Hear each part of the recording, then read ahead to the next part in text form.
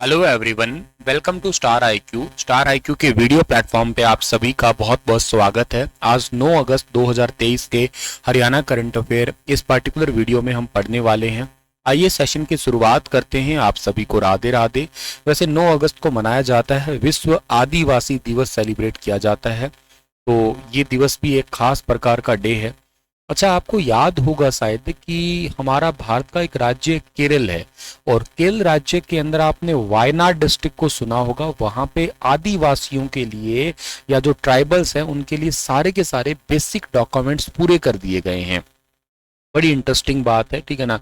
वायनाड से रिलेटेड जो है ना आपका ये सारे के सारे उनके लिए बेसिक डॉक्यूमेंट पूरे कर दिए गए हैं। बेसिक डॉक्यूमेंट्स मतलब क्या होता है?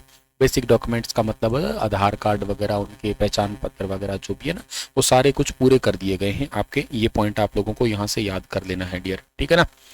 चलिए सर, आगे बढ़ते हैं हम लोग यहाँ पे, और आज का जो करंट अफेयर सेशन है ना उसको हम लोग स्टार्ट करते हैं। तो वो क्या रहेगा कि लॉयड बांध विश्व का सबसे बड़ा नहरों के नेटवर्क है, और यह किस देश में स्थित है?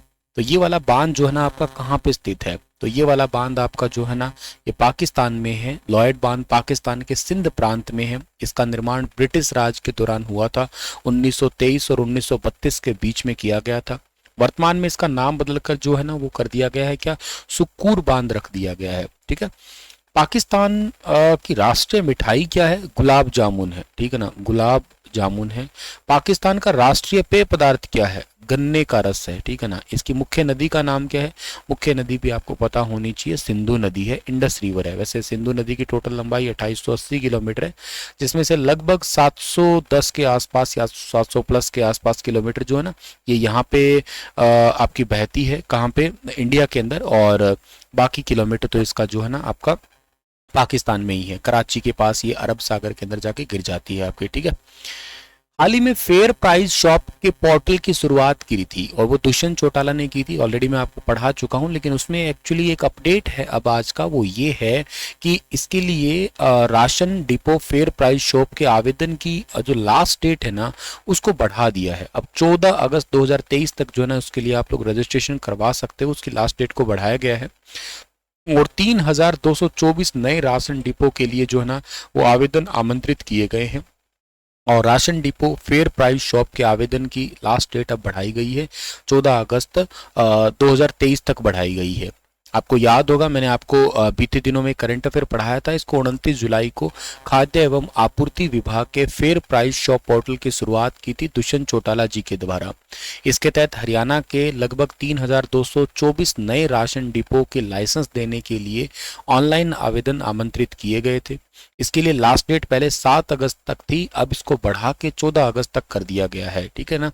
तो ये फेयर प्राइस शॉप है, इसके लिए 14 अगस्त को शाम 5 बजे तक जो है ना ये लास्ट डेट आगे बढ़ा दी गई है हरियाणा गवर्नमेंट के द्वारा। अच्छा, इसी के साथ मैं आपको एक बात और बता रहा हूँ कि अगर आप लोग पीजीटी एग्ज़ाम की प्रिपरेशन कर रहे हैं तो हरियाणा जीके स्पेशल कोर्स है जिसका नाम हिम्मत बैच है। इस पे आप लोगों को बहुत हैवी डिस्काउंट मिल रहा है। ये सेल आपकी चल रही है, ऑनगोइंग है, कल स्टार्ट हुई थी, आज भी ये वैलिड रहने वाली है, और ये आज और कल तक वैलिड रहेगी एक्चुअली। और इसके लिए आपको एक कूपन कोड यूज़ कर लेना है, SALE75, ठीक है ना। इसके अलावा आप चंडीगढ़ पीआरटी और एचएसएससी ग्रुप डी इन दोनों पे भी ये आप डिस्काउंट ऑफर ले सकते हैं, SALE75, ठीक है ना, SALE75 ये कूपन कोड आप यूज कर सकते हैं। प्रधानमंत्री गरीब कल्याण अन्न योजना के तहत हरियाणा के 1.26 करोड़ लोगों को अगस्त महीने के अंदर कितने मैट्रिक टन निशुल्क खाद्यान्न आवंटन किए गए हैं? तो अभी 1.26 करोड़ लोगों को अगस्त माह तक जो है ना अभी टोटल ये आवंटित किए गए हैं 66,250 मैट्रिक टन। आप सबको अच्छे से पता होगा प्रधानमंत्री गरीब कल्याण अन्न योजना की शुरुआत कोविड के दौरान की गई थी। हर व्यक्ति को हर महीने 5 किलो चावल या गेहूं दिया जाता है। 81 करोड़ लोगों को इसका लाभ मिल रहा है पूरे इंडिया के अंदर। इस योजना में 19.4 करोड़ हाउस होल्ड को हर महीने 1 किलोग्राम चना भी फ्री में दिया जाता है। 20 करोड़ जन धन खातों और 3 करोड़ करीब सीनियर सिटीजन, गरीब, विधवा और दिव्यांगों को भी कैश दिया जा रहा है। 20.97 लाख करोड़ रुपए के प्रोत्साहन पैकेज 1.0 में घोषित की गई थी जो ना पीएम गरीब कल्याण योजना। और प्रधानमंत्री गरीब कल्याण अन्न योजना का विस्तार जो है ना ये दिसंबर 2021 से मार्च 2022 तक जो है ना मोदी सरकार ने मंजूरी दी और इसको अब आगे और बढ़ा दिया है, 2024 तक आगे ले गए हैं इसे। आपको वैसे भी पता है कि इलेक्शन जो आने वाले हैं और 2 लाख करोड़ रुपए इस बजट में भी इसमें स्पेशली डाले गए हैं आपके। कोविड के दौरान इसको स्टार्ट किया गया था, आपको याद हो तो 26 मार्च 2020 को जब लॉकडाउन, एक्चुअली 25 तारीख को ही लॉकडाउन लग गया था, 24 तारीख की रात को ही घोषणा हो गई थी, 24-25 तारीख को मार्च में लॉकडाउन लग गया था। स्टार्टिंग में 21 दिनों का लॉकडाउन था ताकि गरीबों को कोई समस्या ना आए। 14 अप्रैल तक आई थिंक लॉकडाउन था वो। उस टाइम पे गरीब जनता के लिए ये योजना स्टार्ट की गई थी। फिर इसको बढ़ाते बढ़ाते अब फिलहाल के लिए 2024 तक के लिए कर दिया गया है। फाइनेंस डिपार्टमेंट की तरफ से जो है ना इसमें पैसा वगैरह भी डाला जा रहा है, ठीक है। नेक्स्ट आपका जो क्वेश्चन आ रहा है वो क्या है कि हाल ही में गेहूं एवं जौ अनुसंधान संस्थान ने कितनी नई गेहूं की किस्में विकसित की है। बहुत प्यारा सवाल है। तो अभी रिसेंटली 2 नई गेहूं की किस्में विकसित की गई है। वीट की न्यू वैरायटी आई है। कम पानी में खेतों की के अंदर जो ना गेहूं की फसलें अब लहराएगी। मध्य और पूर्वी भारत के लिए 2 नई किस्में इजाद की गई है। हरियाणा के करनाल के अंदर पड़ता है ये। हरियाणा के गेहूं एवं जौ अनुसंधान संस्थान ने मध्य और पूर्वी भारत के लिए 2 नई किस्में विकसित की है, जो तकरीबन 112 से 120 दिनों के अंदर 2 सिंचाई के अंदर ही पक्के लगभग तैयार हो जाएगी। ये गेहूं की 2 किस्में है कौन सी? DDB 55 है और DBW 316 है। ये 2 नई किस्में इसमें शामिल है, ध्यान रखना। और इसके अलावा अगर बात की जाए तो DDB 55 मध्य प्रदेश, राजस्थान, छत्तीसगढ़ और गुजरात के लिए अनुकूल है। 1 नवंबर से बीज का वितरण इसमें स्टार्ट किया जा रहा है। पहले आओ पहले पाओ के आधार पर बीज बांटा जाएगा। दोनों ही फसलें 112 से 120 दिनों के अंदर लगभग पक्के तैयार भी हो जाएगी। और यहाँ के जो निदेशक है उनका नाम है डॉक्टर ज्ञानेंद्र सिंह है, ठीक है ना। इन्होंने ये भी बताया कि ये जो DBW 316 प्रजाति है, ये रोगों से लड़ने की क्षमता इसमें बहुत अच्छी रहने वाली है। इसके अलावा अगेती किस्म है DBB, ठीक है ना। इसको मतलब आप पहले ही बिजाई करके और ज़्यादा ही इसमें उपज ले सकते हो आप लोग। ICAR, जिसको Indian institute of wheat and barley research के नाम से जाना करते हैं, इसके द्वारा इसका अभी रिसेंटली विकास किया गया है। और ICAR आपके हरियाणा के करनाल के अंदर पड़ता है। ये पॉइंट भी आप लोगों को पता रहना चाहिए, ठीक है।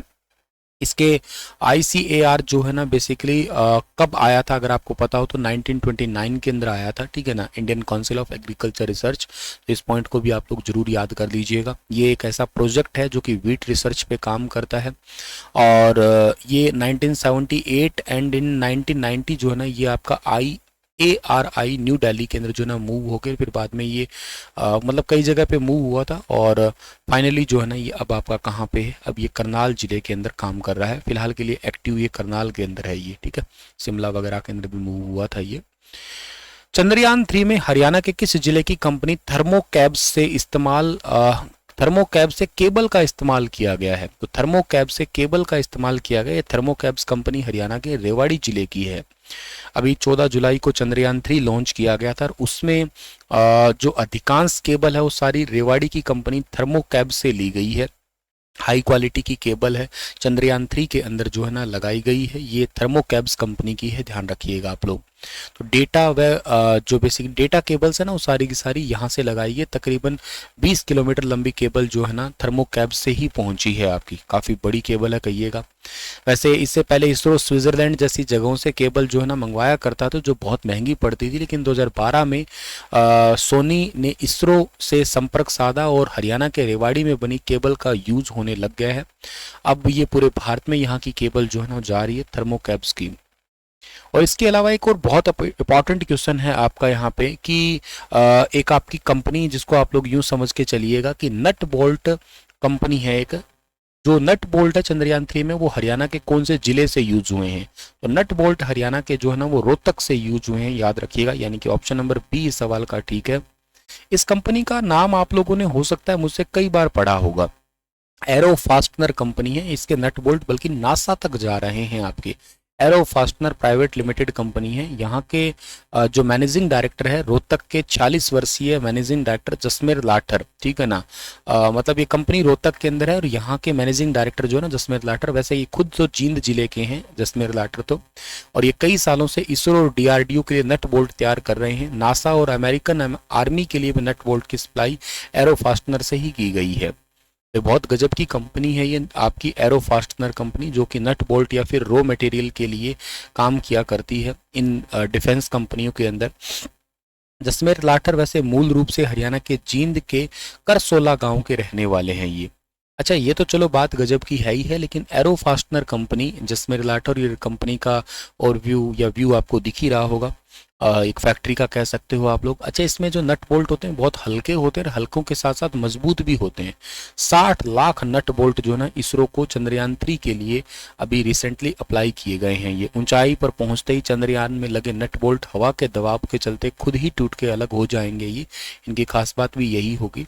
तो ये खास प्रकार के nut bolt Arrow fastener company ने बनाए हैं जो कि रोहतक की है। चलिए, इसी के साथ ये सेशन तो होता है वाइंड अप, और आपके लिए क्वेश्चन छोड़ के जा रहा हूँ कि फाइबर ऑप्टिक्स यानी कि आपकी ऑप्टिकल फाइबर केबल है वो कौन से प्रिंसिपल पे काम करती है। गजब का क्वेश्चन है, फिजिक्स और कंप्यूटर दोनों में ही काम आ सकता है, तो बताइएगा आप लोग। वैसे DSSB की जो बच्चा तैयारी कर रहा है या CGL की एग्जाम की तैयारी कर रहा है, CGL या CHSL के लिए, उनके लिए कंप्यूटर का भी एक न्यू बैच है, वो बहुत ही रीजनेबल प्राइस में एक 200-300 रुपये की प्राइस में ही जो है ना लॉन्च किया जा रहा है। जल्द ही जैसे लॉन्च होता है तो मैं आपको श्योर बताता हूँ वो, ठीक है। चलिए, शुक्रिया और राधे राधे। आप अपने आपका ख्याल रखिएगा और पढ़ाई को निरंतर जारी रखिएगा, ठीक है ना। शुक्रिया डियर।